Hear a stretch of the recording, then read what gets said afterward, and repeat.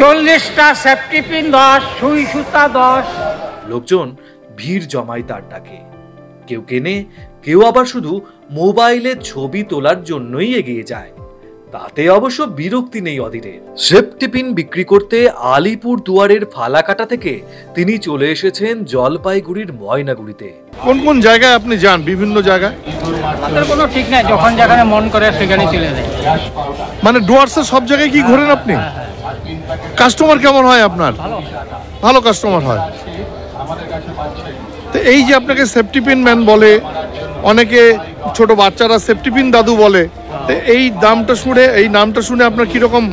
খারাপের কিছু নাই, আমার ব্যবসা যে বলতেই পারে ভালো লাগে।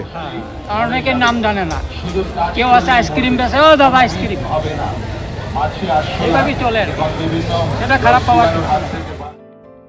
ফলো করুন বর্তমান।